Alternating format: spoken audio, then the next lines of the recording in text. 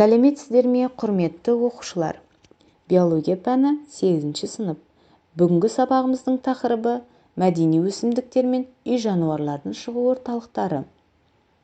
Сабағымыздың мақсаты мәдени өсімдіктер мен үй жануарларының шығу тегінің орталықтарын оқып білу. Ал балалар, сабағымызды бастаймыз. Мәдени өсімдіктер дегеніміз не? Яғни, мәдени өсімдіктер адамдар өздерінің әртүрлі қажеттілігін азықтық, талшықты, дәрілік, бояғыш, эфир майы, мал азықтық, тағы басқа қанағаттандыру мақсатында өсіретін өсімдіктер. Мәдени өсімдіктердің пайда болуы адамзат мәдениетінің қалыптасуымен тығыз байланысты. Мәдени өсімдіктер жабайы өсімдіктерден тараған. Алғашқы адамдар өсімдіктерін жеуге келетін жемістері мен түйнектерін тамаққа пайдаланған. Жабайы өсімдіктердің тұқымдарын жинап, олардың өздері қоныстанған жерлердің айналасына егіп өсіре бастаған. Өсімдіктер өскен жерлердің топырағын қопсытып, арамшөптерін тазартқанда, жиі суғарғанда олардың жақсы өсетінің, жемістерінің, тұқымдарының, тамыр жемістерінің әрі үлкен, әрі дәмді болатын байқаған. Осылайша жабайы өсімдіктер мәдени өсімдіктерге айналады және шығу жері әр түрлі орталықтарда тарайды. Сонымен мәдени өсімдіктердің таралу орталығы дегеніміз әртүрлі мәдени өсімдіктердің шыққан жері болып табылады. Мұндай орталықтан болатын алғашқы рет орыс ғалымы генетик Николай Иванович Вавилов дәлелдеді. Вавилов орталықтары жабайы табиғатта кездесіп, қолға үйретілген ауыл шаруашылық дақылдары немесе жануарларға туыстас болып келетін жабайы жануарлар мен өсімдіктердің үлкен саны өсетін орталықтар болып табылады. Николай Иванович Вавилов 20 ғасырда 20-30 жылдарында дүниежүзінің әр түкпіріне 60-тан астам экспедиция жасайды. Австралиядан басқа барлық материкке барып, мәдени өсімдіктер туралы материал тұқымдар жинады. Ол тұқымдар қазір Санкт-Петербургтың өсімдіктер институтында сақтаулы. Бұл құнды тұқымдарды 1942-1943 жылдары Ленинград қоршауында қалған кезде де ұжым қызметкерлері сақтап қалған екен. Енді міне, мынау өздерің көріп отырғандай мәдени өсімдіктердің шыққан ортасының картасы алдымызда тұр. Орталық Америка, Оңтүстік Америка, Жерорта теңізінің жағалауы, Абиссиялық орталық, Оңтүстік Батыс Азия, Оңтүстік Азия және Шығыс Азия. Осы 7 орталықтан көптеген өсімдіктер шыққан. Мен бірнешеуін айтып кетейін. Орталық Америкадан біз өзіміз жақсы көретін жүгері, асқабақ, күнбағыс өсімдіктер шыққан екен. Оңтүстік Америкадан картоп, ананас өсімдіктері, Жерорта теңізінің жағалауынан қызылша, пияз, қырыққабат өсімдіктері, Абиссиялық орталықтардан қарбыз, сүйіп жейтін бананымыз да сол жақтан шыққан екен.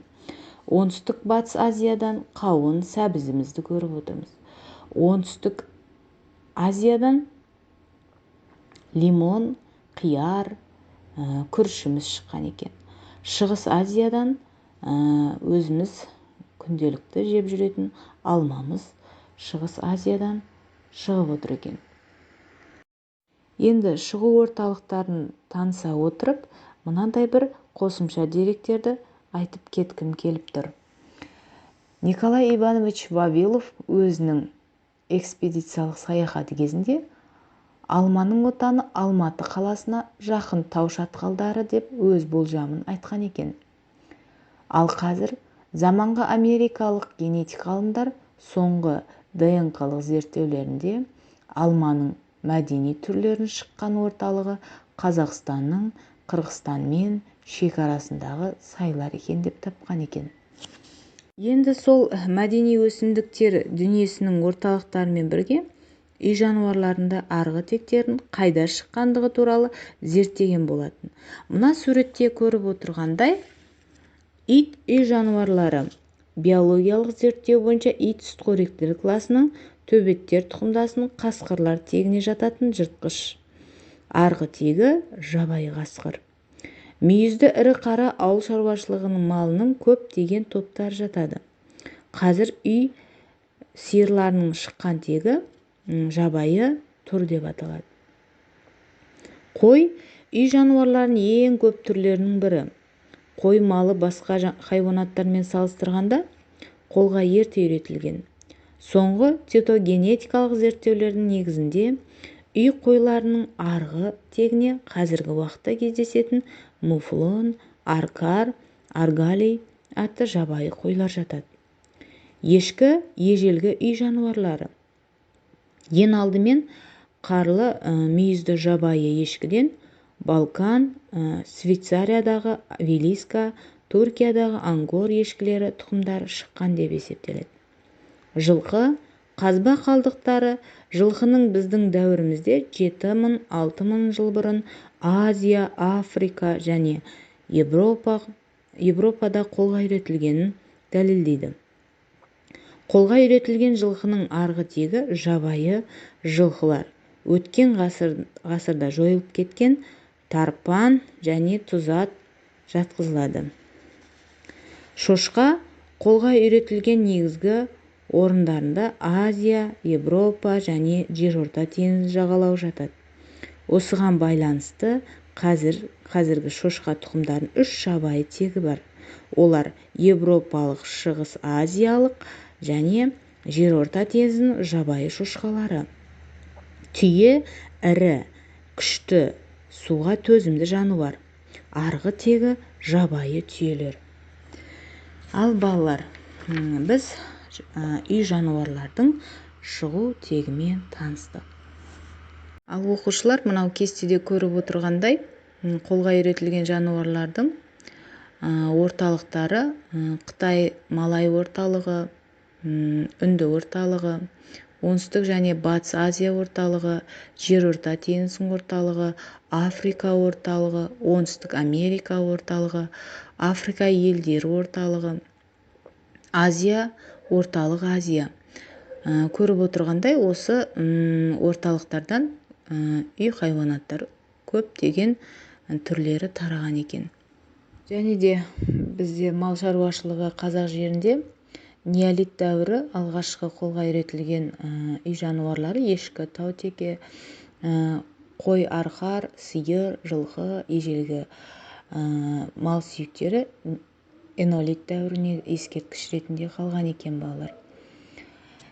Ал балалар, бүгінгі тақырып бойынша сіздерге тапсырма. Кестеде берілген мәдени өсімдіктер мен жануарлардың шығу орталықтарын сәйкестендіреміз. Осымен сабағымыз аяқталды. Сау болыңыздар.